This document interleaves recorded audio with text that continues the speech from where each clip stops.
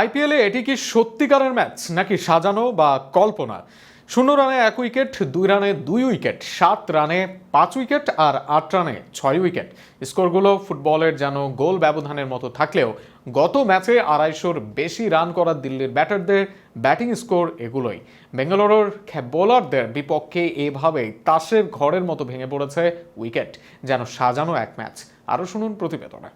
0-1, 2-2, 2-3, 7-4, 7-5, 8-6। কী ভাবছেন, ফুটবলের ক্রমাগত কোনো স্কোর বলে যাচ্ছি? উত্তর না। এমনটা ঘটেছে আইপিএলের রয়্যাল চ্যালেঞ্জার্স বেঙ্গালুরু এবং দিল্লি ক্যাপিটালসের মধ্যকার ম্যাচে। দিল্লি ক্যাপিটালস গত ম্যাচেই করেছে 250+ রান, অথচ গতকাল ম্যাচে দেখা গেছে ভিন্ন এক চিত্র। শুরুতে ব্যাট করতে নেমে 2 বলে 0 রান করে ফেরেন শাইল পার্ক। এরপর 3 বলে 1 রান করে ফেরেন কেএল রাহুল। তখন দলীয় স্কোর 2 রান। প্রথম উইকেট পান ভুবনেশ্বর কুমার, পরের উইকেট পান জস হেজলুট। এরপর একই বোলারের বলে আউট হন নীতেশ রানা, যিনি করেন 9 বলে 1 রান। 0-1-এর গণ্ডি থেকে বের হতে পারেনি সামির রিজভি। গোল্ডেন ডাকে জস হেজলুটের বলে জিতেশ শর্মার ক্যাচ হয়ে ফেরেন তিনি।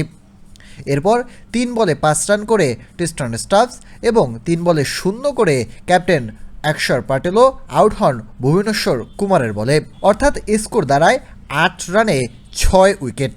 এরপর অবশ্য কিছুটা প্রতিরোধ গড়ে, তবে সেই প্রতিরোধ ছিল না খুব বড়। 18 বলে 19 রান করে ফেরেন ডেভিড মিলার। দলীয় স্কোর তখন 43 রান। এরপর 62 রানে অষ্টম উইকেট এবং 71 রানে নবম এবং 75 রানেই অল আউট হয়ে যায় দিল্লি ক্যাপিটালস। দলের হয়ে সর্বোচ্চ রান করে 33 বলে অভিষেক পোল, আর দ্বিতীয় সর্বোচ্চটা ডেভিড মিলারের 19 রান। যে আইপিএলে 260+ রান করেও নিরাপদ নয়, সেই আইপিএলেই নাকি 75 রানে অল আউট হয়েছে দিল্লি ক্যাপিটালস। অবশ্য আইপিএলে হয়তো সব কিছুই সম্ভব। জবাবে ব্যাট করতে নেমে 11 বলে 20 রানের দুর্দান্ত কেমিও খেলেন জ্যাকব বেথেল। এরপর 15 বলে নট আউট 23 রান করেন বিরাট কোহলি। পৌঁছে যান একমাত্র আইপিএল খেলোয়াড় হিসাবে 9000 রানে। এরপর 13 বলে 34 রানের বিধ্বংসী ইনিংস খেলেন দেবদূত পাডিক্কাল। 6.3 ওভারেই 77 রান করে ফেলে রয়্যাল চ্যালেঞ্জার্স বেঙ্গালুরু। উইকেট হারায় মোটে একটি।